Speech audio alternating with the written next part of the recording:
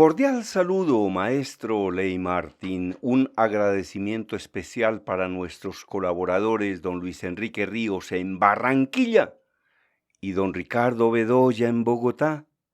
Agradecimiento también por sus enseñanzas al profesor Antonio José Arias Betancur.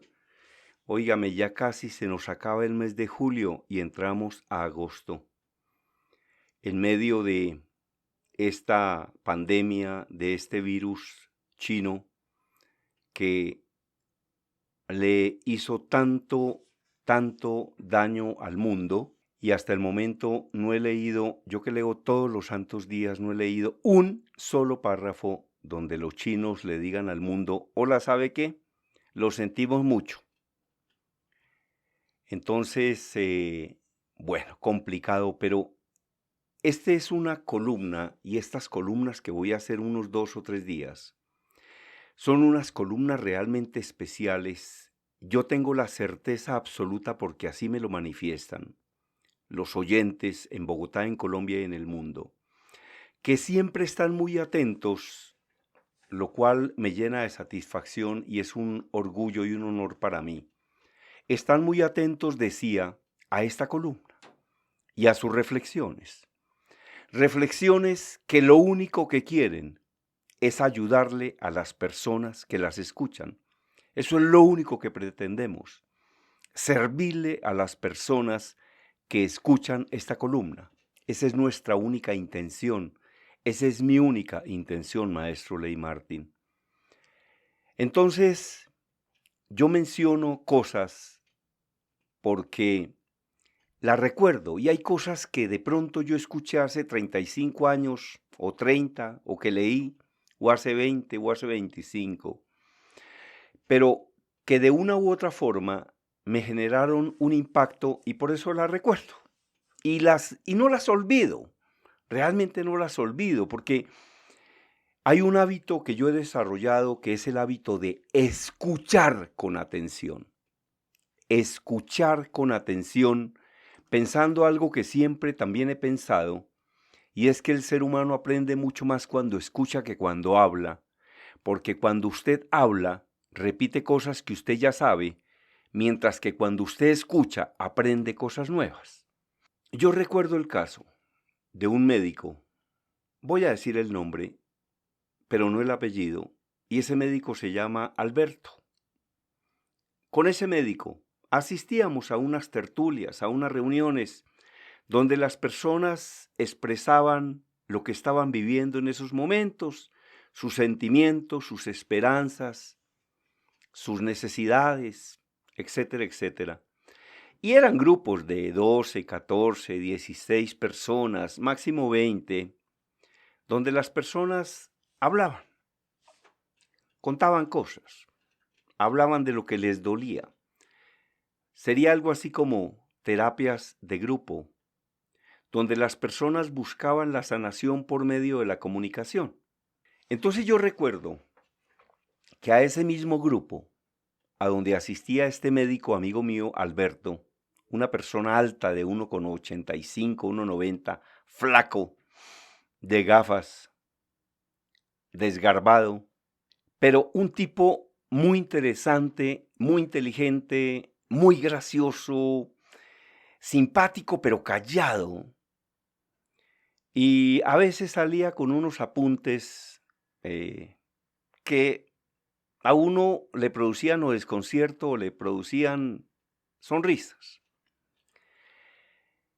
A este mismo grupo asistía un muchacho de un departamento que no puedo mencionar, pero cuyo papá tenía unos negocios de gasolina, una bomba de gasolina o 2 bombas de gasolina. ¿Y cómo les parece que el papá de este muchacho se enfermó? Y se enfermó de gravedad. Lo tuvieron que trasladar a un hospital. Le estoy hablando de una cosa que ocurre hace unos 12 años. Lo trasladaron a un hospital o a una clínica y allá lo estaban tratando, estaba en la unidad de cuidados intensivos.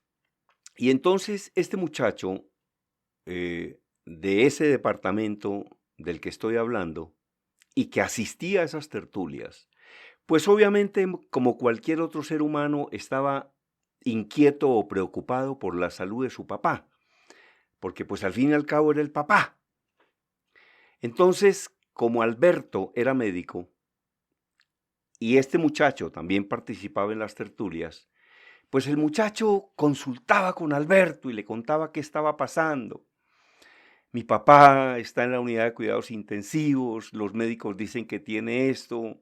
Alberto, usted que es médico, ¿qué me dice? ¿Usted qué me aconseja? ¿Qué podemos hacer? Yo creo que el tipo está en buenas manos, es mi papá. Yo he tenido muchos problemas con él, pero pues al fin y al cabo está enfermo y está en una unidad de cuidados intensivos y el tipo está entubado y a veces está consciente y otras no. Alberto, yo estoy preocupado por mi papá y mi papá y mi papá y mi papá.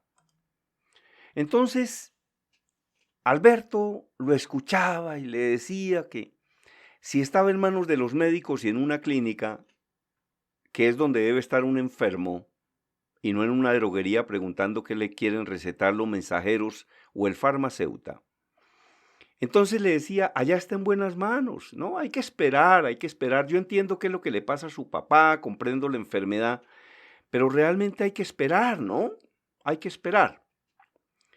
Entonces, en una oportunidad llegó este muchacho a esa reunión donde yo asistía con mucha frecuencia. Y entonces le dijo, Alberto, quiero hablar contigo, al médico, amigo mío. Y entonces le dijo, ¿cómo le parece que los médicos ya entregan este resultado? Incluso lo traigo por escrito, Alberto. Son conceptos médicos, palabras médicas que solo entienden los médicos, como tiene que ser además.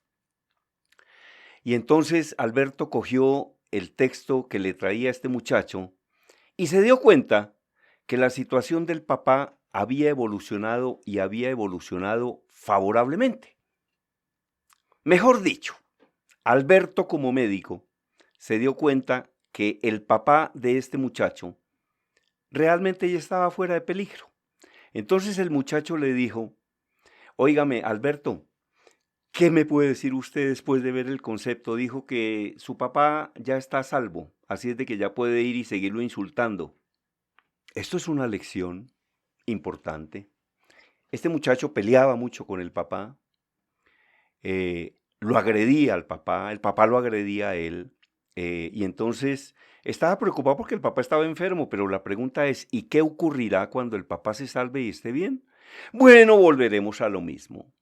Entonces Alberto le dijo de una manera una manera yo digo que simpática, pero dura, pero directa, pero como un indirectazo, como una reflexión inteligente, es decir, como situando al tipo, y le dijo eso. Le dijo, mire, ¿sabe qué, hermano? Su papá ya se salvó. Así es de que ya puede ir y seguirlo insultando, ya puede ir a seguir peleando con él. Entonces la pregunta es, oiga, si Dios o el poder superior le da el don de la vida a un papá y a un hijo, pues de pronto lo ideal es que se reconcilien y que vivan de una manera un poco más tranquila. Entonces, yo he estado pensando mucho tiempo en este confinamiento y en esta pandemia y en este encierro que para mí no es complicado porque yo vivo solo y he vivido solo y vivo leyendo y vivo escribiendo y vivo grabando. Entonces, estoy bien y no hay ningún inconveniente. En días pasados, yo les contaba la historia de el papá del gran actor norteamericano Dustin Hoffman, quien trabajaba con enfermos terminales del cáncer. Y un día Dustin Hoffman le dijo, oiga papá, usted trabaja con enfermos terminales del cáncer. Y él le dijo, sí, mi hijo. Dijo, oiga papá, ¿usted qué ha visto en común en esas personas? Dijo, ¿en común en las personas, en los enfermos que yo he visto en los últimos meses? ¿Qué he visto en común? Mm, la amargura. No porque se vayan a morir, sino por lo que han dejado de hacer. No porque se fueran a morir, sino por lo que han dejado de hacer. Entonces, siempre he dicho también que uno, y todo esto lo estoy improvisando, no tiene que enfocarse en el problema, sino en la solución. Y cuando ocurre este tema de la pandemia, cuando se destruye el trabajo, uno tiene que adaptarse a las circunstancias y ver de qué manera encuentra la solución, y para eso no hay que enfocarse en el problema, sino en la solución. Y es lo que he hecho yo. Y lo cuento, pero para dejar una especie de ejemplo, para que las personas puedan decir, oiga, esa alternativa y ese enfoque me gusta, voy a enfocarme por ahí. Porque mientras hay personas que no hacen sino llorar, hay otras personas que fabrican pañuelos y se los venden al que llora. Yo soy de los que fabrico pañuelos. Entonces, en este tiempo de confinamiento, yo me dediqué tenía material que he escrito en 45 años, y entonces dije, en este momento tengo 7 libros, y comencé a escribir otros libros, y en este momento tengo en Amazon 17, y dije, estos libros hay que convertirlos en ebooks, entonces en libros electrónicos, y en este momento tengo 17 libros electrónicos, lo que se llama un ebook, y entonces dije, ¿y por qué no convertimos estos libros en audiolibros? Y comencé a grabarlos. Y es todo el tiempo piense qué podemos hacer, primero para mantener la mente ocupada, que es lo mejor que uno puede hacer en cambio de estar rumiando sus problemas. Y segundo, para encontrar alternativas. Porque como decía Napoleón, si quieres una mano que te ayude, búscala al final de tu antebrazo. Porque yo tengo la certeza absoluta de que a mí nadie me va a llamar a preguntarme qué me hace falta. Eso no va a ocurrir, ni le va a ocurrir a usted. Ni a usted ni a mí, y si le ocurre, pues agradézcalo. Pero el ser humano, dicen que la persona más importante para un ser humano es él mismo. Y él está enfocado en eso. Entonces, dentro de todas estas cosas que yo imagino para ver qué hago, por dónde nos podemos meter, etcétera, etcétera, he estado creando productos por un lado, por el otro, qué más nos inventamos, luchemos, salgamos adelante, enfoquémonos en la solución y no en el problema. Entonces a mí se me ocurrió crear un servicio en el que un padre, y a propósito de Alberto y del hijo de este señor enfermo, me he creado un servicio que se lo cuento, eso realmente está puesto en plataformas internacionales, en varias plataformas internacionales. Y eso no es una cosa que se haga para vender en Colombia. Si se vende en Colombia es perfecto, pero igual se venderá en el Uruguay, en Argentina y en Chile y en los Estados Unidos y para España y para Guatemala y para El Salvador y para Costa Rica, etcétera. Pero lo que yo me inventé es hacer una conferencia dedicada exclusivamente a una persona, que es el papá o es el hijo o es quien sea. A mí se me está agotando el tiempo de este informe, pero más o menos le voy a decir cómo diría eso. Yo grabo un mensaje dirigido a la hija de una persona, eh, y ese mensaje podría decir lo siguiente: querida, amada hija Paola, soy tu padre. Yo siento grandes, hermosas, sublimes cosas por ti desde que naciste, pero es muy difícil decirle a las personas lo mucho que las amamos. Es muy difícil decirle a las personas lo mucho que las queremos y las reconocemos. A veces es casi imposible. Es más fácil discutir, pelear con esas personas que amamos e incluso agredirlas física, verbal y gestualmente. Esto es más fácil que decirle lo que sentimos en lo más profundo de nuestros corazones, y de verdad que lo sentimos. Pero sabes o intuyes o sospechas que te amo con toda mi alma.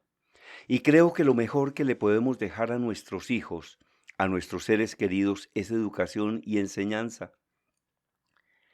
Por eso le he pedido al periodista, conferencista y escritor Germán Díaz Sosa que en una grabación haga una conferencia de 10, 15 minutos, especialmente para ti, exclusivamente para ti.